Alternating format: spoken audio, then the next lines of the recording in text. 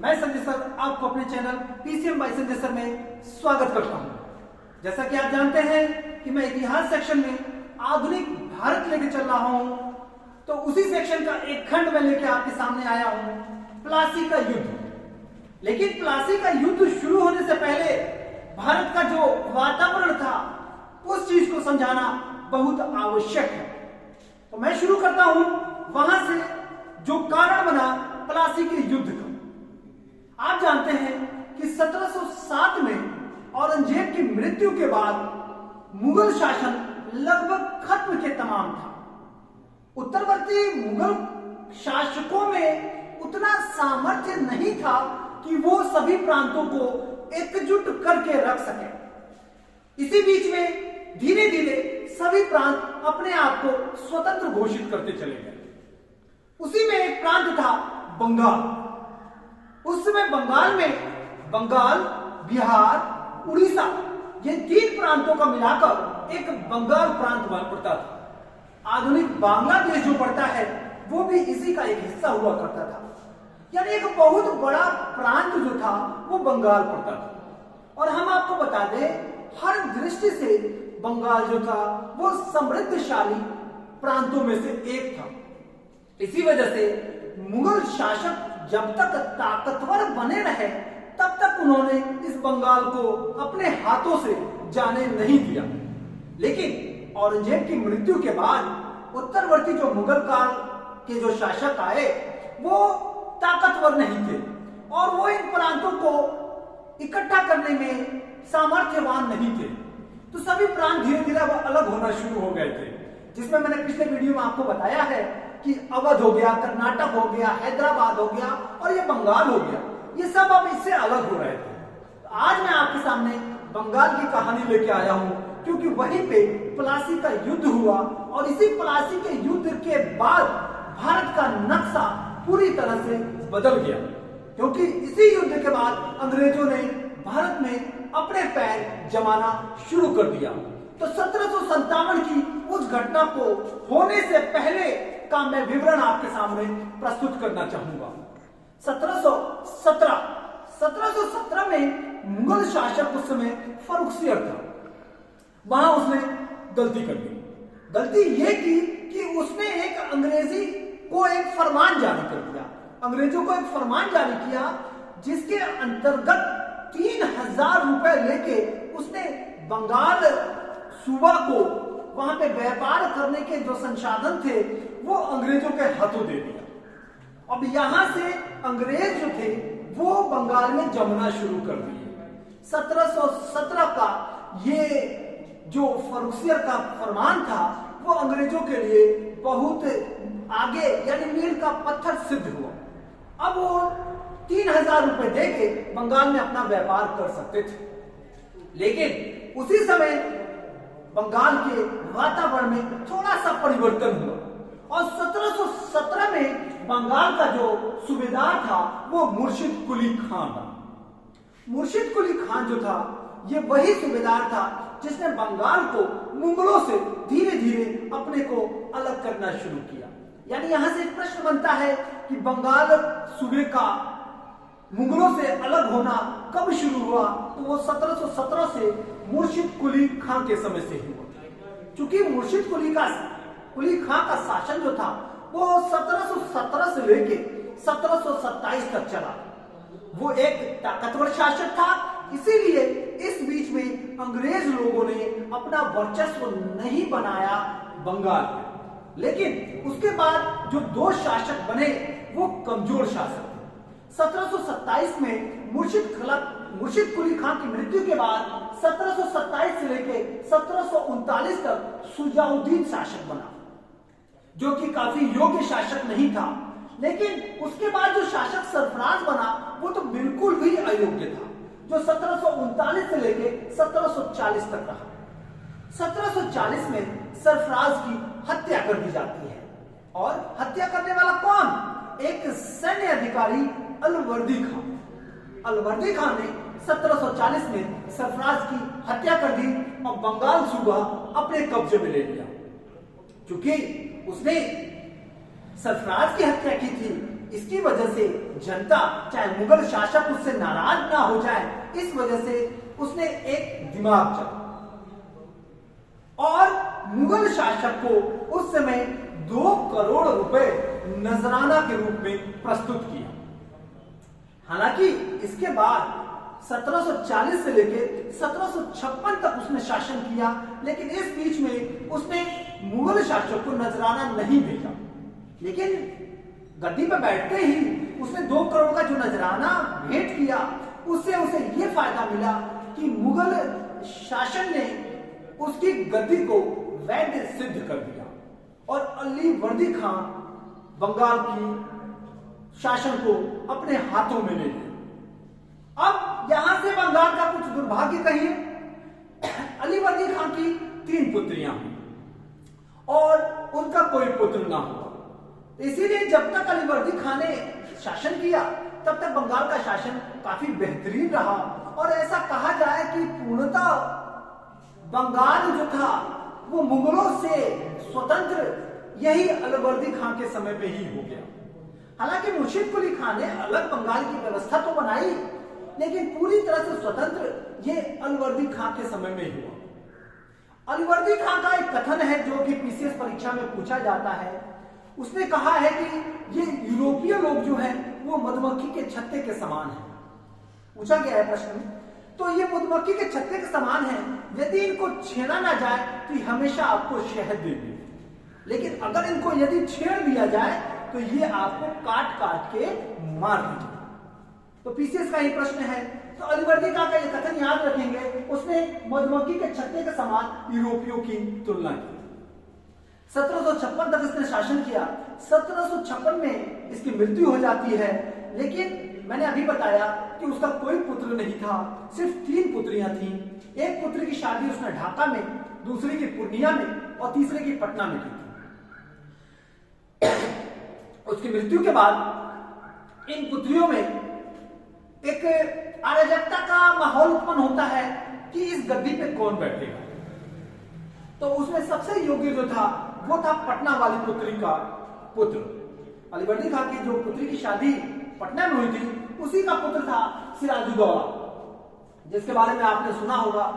यही सिराजुद्दौला है जिसने अंग्रेजों को सबक सिखाया और इसी की वजह से प्लासी का युद्ध हुआ। तो जैसे ही गद्दी पे सिराजुद्दौला बैठता है 1756 से लेके 1757 में, तो उस समय गद्दी पे बैठते ही ये अपनी गद्दी को मजबूत करना चाहता है। मजबूत करने के एवज में वो देखता है कि पूरे बंगाल में ये यूरोपीय लोग धीरे धीरे अपना कब्जा जमा के बैठे हुए और जहां तहां किलाबंदी कर रहे हैं। इसके लिए वो मना करता है और एक आदेश जारी करता है, जिसके अंतर्गत वो कहता है कि भाई बंगाल में यूरोपीय लोग अपनी किलाबंदी नहीं करेंगे। फ्रांस इस बात को मान जाता है और अपनी किलाबंदी को रोक देता है, लेकिन अंग्रेज लोग इस बात को नहीं मानते हैं और वो अपनी किलाबंदी शुरू रखते हैं। फोर्ट विलियम का आपने नाम सुना होगा, उसकी किलाबंदी चल रही होती है। सिराजुद्दौला को ये बात पसंद नहीं पड़ती है, वो मना करता है कि भाई किलाबंदी रोक दीजिए क्योंकि बंगाल उसके अधिकार के अंतर्गत है। जब अंग्रेज इस बात को नहीं मानते हैं तो वो फोर्ट विलियम पे आक्रमण कर देता है और फोर्ट विलियम पे आक्रमण करके उसको जीत लेता है और जीतने के बाद वहां के सैनिकों को, अंग्रेजी सैनिकों की सत्ता वहां से खत्म कर देता है। यह खबर तुरंत दक्षिण भारत में स्थित क्लाइव के पास पहुंचती है और क्लाइव जो है वहां से तुरंत अपनी सेना लेके चल देता है युद्ध करने के लिए सिराजुद्दौला से। लेकिन ये कारण प्लासी के युद्ध का बन गया। प्लासी के युद्ध का सबसे महत्वपूर्ण कारण जो था वो था ब्लैक होल घटना, जिसे काल कोठरी की घटना भी कही जाती है। ऐसा कहा जाता है इतिहास में कि प्लासी का युद्ध जो था उससे पहले जब सिराजुद्दौला ने फोर्ट विलियम को जीता, उस स्थिति में उसने कुछ सैनिकों को, कहा जाता है 146 सैनिकों को 1756 में 20 जून 1756 की बात है कि 146 सैनिकों को 14x18 की एक छोटी सी कोठरी में सिराजुद्दौला बंद कर देता है। और जब सुबह उन सैनिकों को उस कोठरी से निकाला जाता है तो मात्र उसमें से 23 सैनिक बचे रहते हैं। बाकी सैनिकों की दम घुटने की वजह से मृत्यु हो जाती है। इतिहास में इस घटना की जानकारी हॉलवेल ने दी है। पीसीएस में पूछा गया है कि ब्लैक होल घटना की जानकारी किसके अंतर्गत मिली, किसने दी, तो वो थे हॉलवेल। हॉलवेल ने इस घटना की जानकारी दी। हॉलवेल ने बताया और इसको काफी दुष्प्रचार के रूप में बनाया भी गया। अंग्रेज चाहते थे किसी भी तरह सिराजुद्दौला की जो छवि है वो खराब हो जाए और इससे अंग्रेज आक्रोशित हो जाए। और यही कारण जो था, ब्लैक होल जो घटना थी जिसे काल कोठरी की घटना कही जाती है, यही घटना जो थी प्लासी के युद्ध का कारण बन गया। हालांकि इस युद्ध के बाद, पहले युद्ध के बाद सिराजुद्दौला और अंग्रेजों के बीच में एक संधि हो जाती है जिसे अलीनगर की संधि कहा जाता है। अलीनगर कलकत्ता का पुराना नाम है जो कि सिराजुद्दौला द्वारा ही दिया गया था। इस संधि के अंतर्गत सिराजुद्दौला ने अंग्रेजों से यह तय कर लिया कि वो उनके काम में हस्तक्षेप नहीं करेगा, अब वो इसके काम में हस्तक्षेप नहीं करेंगे। लेकिन अंग्रेजों को ये बात समझ में नहीं आई। कुछ दिन शांत रहने के बाद उन्होंने देखा कि सिराजुद्दौला के खिलाफ पूरे राज दरबार में षड्यंत्र चल रहा है। तो उस षड्यंत्र का लाभ लेके उन्होंने सिराजुद्दौला के खिलाफ एक गुट बनाया। उस गुट में सिराजुद्दौला का जो सेनापति था मीर जाफर, वो शामिल हुआ। सिराजुद्दौला का जो दीवान था राय दुर्लभ, वो शामिल हो गया। कहा जाता है कि उसकी मौसी जो घसीटी बेगम थी वो भी उसमें शामिल थी। एक बहुत बड़ा व्यापारी अमीन चंद जो था वो भी इसमें शामिल था। और एक सबसे धनी व्यक्ति उस समय का जो बैंकर था जगत सेठ, वो भी इस षड्यंत्र में सिराजुद्दौला के खिलाफ शामिल हुए। तो ये प्रश्न की दृष्टि से काफी इंपॉर्टेंट है। इनमें से किसी का नाम पूछा जा सकता है कि सिराजुद्दौला के खिलाफ षड्यंत्रकारियों में कौन कौन शामिल था, तो ये लोग शामिल थे। और इस वजह से एक माहौल बना सिराजुद्दौला के खिलाफ और अंग्रेज उसमें शामिल हुए। अंग्रेज ने इन सभी को मिला के एक युद्ध की रणनीति बनाई और एक षड्यंत्र के अंतर्गत 23 जून 1757 को बंगाल में एक जगह पड़ती है प्लासी, वहां पे युद्ध किया गया। हालांकि ये युद्ध काफी लंबा नहीं चला क्योंकि सिराजुद्दौला का खुद सेनापति जो था मीर जाफर, वो अंग्रेजों से मिला हुआ था। तो इस कंडीशन में 23 जून 1757 को एक युद्ध लड़ा गया जो कि काफी लंबे समय नहीं चला और सिराजुद्दौला इस युद्ध में हार गया। बाद में सिराजुद्दौला की हत्या कर दी जाती है। लेकिन सिराजुद्दौला की तरफ से भी दो सेनापति शामिल थे, एक था मीर मदान और एक था मोहनलाल। इन्होंने सिराजुद्दौला की तरफ से युद्ध किया और अंग्रेजों के चले चमाने के लिए मजबूर कर दिया। लेकिन इन लोग की भी हत्याएं कर दी जाती हैं। बाकी ये गुट जो है ये अब बंगाल पे अपना शासन शुरू करता है। तो इस प्रकार 23 जून 1757 को प्लासी का युद्ध होता है जिसमें सिराजुद्दौला हार जाता है और अंग्रेजों की विजय प्राप्त होती है। यहां से अंग्रेजी शासन का पहला स्तंभ पड़ता है और यहीं से भारत के नक्शे में बदलाव होता है और भारत पे अंग्रेजों का शासन शुरू होता है। और यहाँ से ये पता चल जाता है कि भविष्य में भारत में शासन करने के लिए ये अंग्रेज ही काबिज होंगे, बाकी जो यूरोपीय शक्तियां हैं वो खत्म हो जाएंगी। तो इस प्रकार आपने देखा कि क्या कारण था प्लासी के युद्ध का। मैंने बताया कि बंगाल का स्थापना मुर्शिद कुली खान ने किया, उसके बाद दो अयोग्य शासक बने सुजाउद्दीन और सरफराज। उसके बाद आपका अलीवर्दी खान बना जो सरफराज की हत्या करके बना। ये अलीवर्दी खान का कोई पुत्र ना हुआ, इसकी वजह से इसकी पटना वाली पुत्री का बेटा सिराजुद्दौला 1756 में गद्दी पर बैठा, लेकिन आंतरिक कलह की वजह से वो गद्दी पर ज्यादा दिन तक नहीं रहा और 1757 में 23 जून 1757 को प्लासी का युद्ध हारने के बाद गद्दी उसके हाथ से चली जाती है। प्लासी के युद्ध का तत्कालिक और महत्वपूर्ण कारण ब्लैक होल की घटना जी थी, जो 20 जून 1756 को हुई थी। 20 जून 1756 को हुई थी, जिसमें 146 बंदियों को एक छोटी सी कोठरी में बंद करके रखा। ऐसा कहा जाता है, इतिहासकारों में इस बात का मतभेद है।